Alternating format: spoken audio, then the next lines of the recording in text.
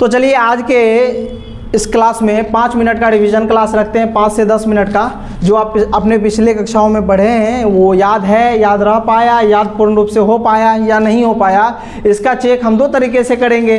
पहला तो टेस्ट जो होगा 50 क्वेश्चन का ऑब्जेक्टिव टेस्ट जो कि डेली होता है, और हम कुछ मौखिक पूछते हैं। आशा करेंगे कि सामूहिक रूप से एक स्वर में मेरी वाक्य खत्म होने के बाद आप लोग जवाब देंगे।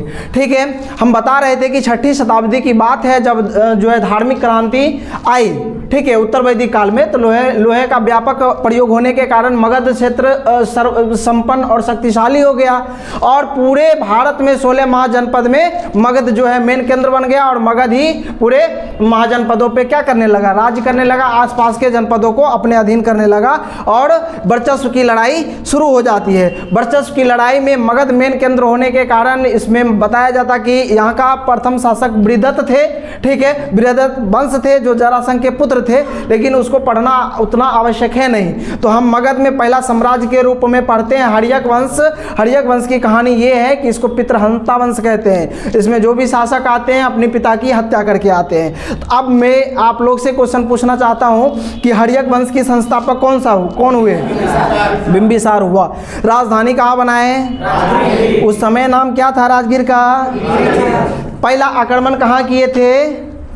कहाँ पे? अंग पे। अंग पे कहाँ पे? राजधानी कहाँ है? चंपा। भाषा क्या है? क्षेत्र क्या है? ठीक है, बिंबिसार लगभग कितने वर्षों तक शासन किए? 52 वर्षों तक। कितने वर्षों तक शासन किए? ठीक है, ये अजातशत्रु, ये अब बिंबिसार की विवाह कितनी पत्नियां? ठीक है, विवाह करके क्षेत्र का विस्तार, कितने क्षेत्र का विस्तार किए थे? 3। पहला, दूसरा, तीसरा गंधार, तीसरा गंधार। तो पहला जो था कौशल, पहली पत्नी का नाम क्या था? महाकौशला किसकी बहन? प्रसेनजीत की। प्रसेनजीत कहाँ के? नरेश। दूसरी पत्नी की बात करेंगे कि कहाँ की थी? वैशाली के किस जन्म की थी? किस जन्म? वैशाली कितने जन में विभक्त थे?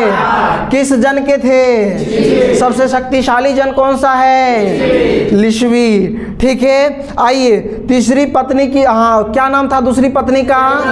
चेलेना। बताइए, हर्यक वंश के संस्थापक बिंबिसार का पुत्र जो उसका उत्तराधिकारी के रूप में हम पढ़ते हैं वो कौन थे? अजातशत्रु का जन्म किसने दिया? चेलेना। ठीक है, कितनी पत्नी थी? किस जन की थी? लिच्छवी। किस गणराज्य की थी? तीसरी पत्नी कहाँ की थी?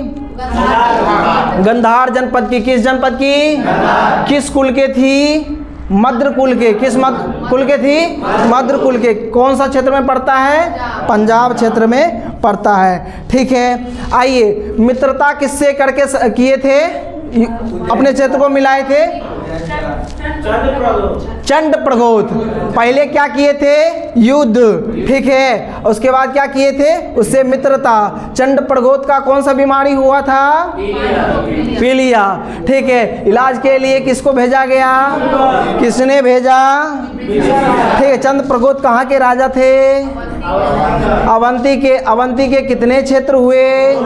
पहला, दूसरा, महेशमती। चलिए, बिंबिसार ने किस निर्माण के लिए जाने जाते हैं? पुल निर्माण, सड़क निर्माण के लिए भी जाने जाते हैं। बताइए, बिंबिसार ने भगवान बुद्ध की सेवा में किसको भेजा था? जीवक को। किसको भेजा था? जीवक को भेजा था। चलिए आइए आगे बात करते हैं। बिंबिसार किस धर्म के अनुयायी थे? बिंबिसार की कितनी पत्नी बौद्ध धर्म ग्रहण किए थे? नाम बताइए जरा।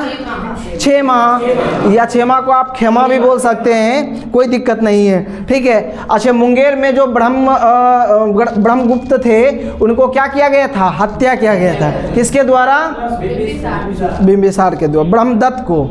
ठीक है, ब्रह्मदत्त को। ठीक है, और दूसरा उत्तराधिकारी किसके बारे में पढ़ते हैं? अजातशत्रु के बारे में। किसके बारे में पढ़ते हैं? अजातशत्रु के बारे में पढ़ते हैं। अजातशत्रु गद्दी पर किसको मारकर बैठा था? बिंबिसार। उनके कौन थे? अपने की पराए।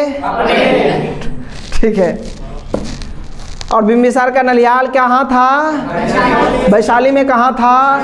लिच्छवी, ठीक है। और आक्रमण कहाँ कर दिया था? वैशाली में, ठीक है। हाँ, नानी के यहाँ कर दिया था, ठीक है। और अजातशत्रु का नीति कैसा था? आक्रामक। कैसा नीति था? आक्रामक। इसका प्रमाण मिलता है कौशल और काशी एक साथ युद्ध लड़ा, फिर भी अजातशत्रु से हार गया। शत्रु पर विजय पाना अजातशत्रु। क्या नाम था अजातशत्रु को? क्या कहते हैं? कुनिक। क्या कहते हैं? कुनिक कहते हैं, ठीक है। अजातशत्रु मगध के राजा होने से पहले, शासक होने से पहले कहाँ के गवर्नर थे? कहाँ के?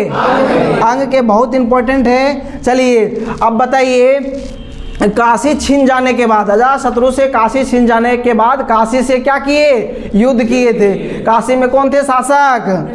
ठीक है। और युद्ध में जीतने के बाद विवाह हुई। किससे विवाह हुई? बजीरा से। बजीरा कौन थे? उनके पुत्री थे। किसकी पुत्री? प्रसेनजीत की पुत्री थी, ठीक है। वैशाली पर आक्रमण के दौरान अजातशत्रु ने कौन से दो छुपे हुए यंत्र का प्रयोग किया गुप्त रूप से? पहला, दूसरा,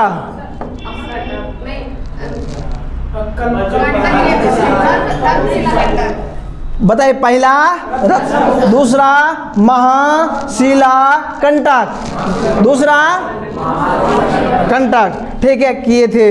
अब बताइए, राजगीर में 4 दीवार से घिरवाए किसने थे? कौन? किसके डर से?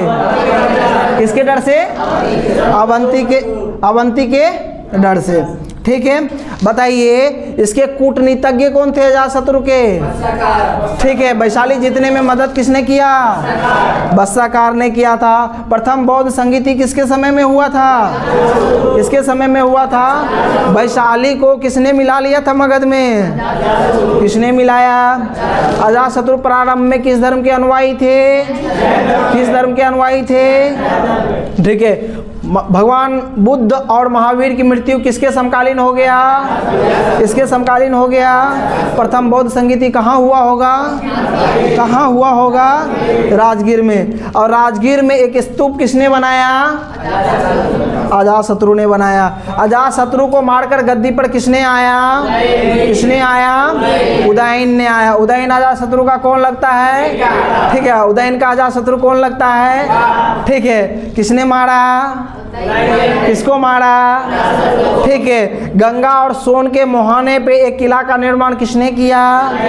राजगीर से पटना राजधानी हस्तांतरित किसने की? उदयन ने की थी। इनका विस्तार कहाँ से कहाँ था? उत्तर से हिमालय से लेकर नागपुर के पठार तक, ठीक है। कि उदयन किस धर्म के अनुयायी थे? जैन धर्म के। उदयन किस धर्म के अनुयायी थे? जैन धर्म के। अंतिम राजा का नाम क्या है? हर्यक वंश के अंतिम राजा का नाम नागदशक। अंतिम राजा का नाम नागदशक। अंतिम राजा का नाम नागदशक का उसी के सेनापति, शासक, प्रशासक जो कहिए, वो क्या कर देता है?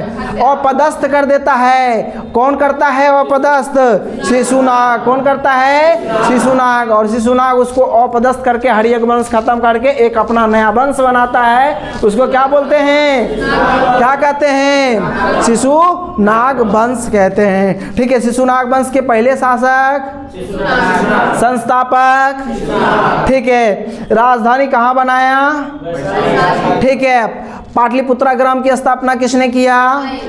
किसने किया? उदयन। याद रखना है। ये शिशुनाग ने अपनी राजधानी पाटलिपुत्र से कहाँ स्थानांतरित किया? कहाँ किया था? ठीक है। किसको अपदस्थ किया था? नागदशक को। किसको? नागदशक को। पूरे कहानी में हम बात करें तो शिशुनाग का सबसे बड़ी उपलब्धि क्या थी?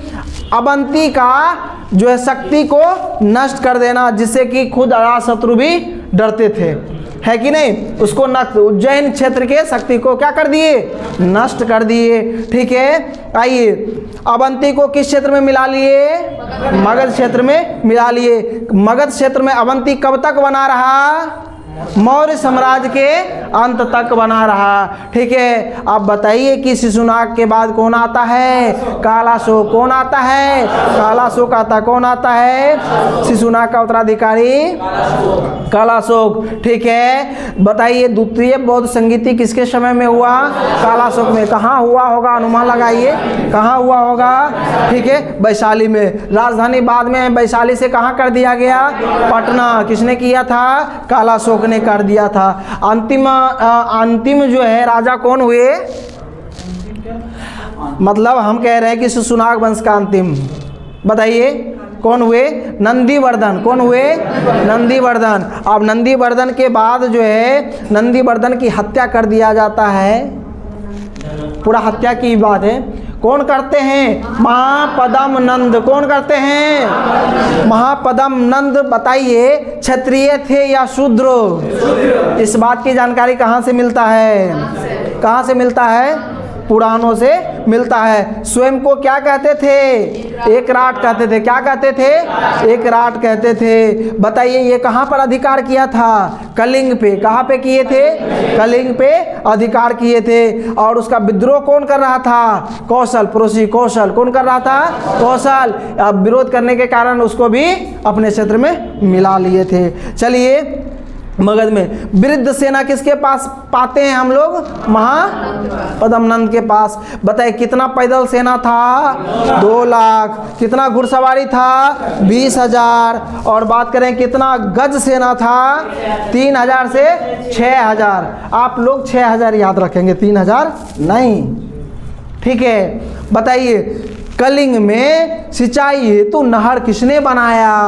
महापद्म नंद। बहुत इंपॉर्टेंट है। चलिए, महापद्म नंद के बाद कौन आते हैं? घनानंद। नंद वंश के अंतिम शासक कौन होते हैं?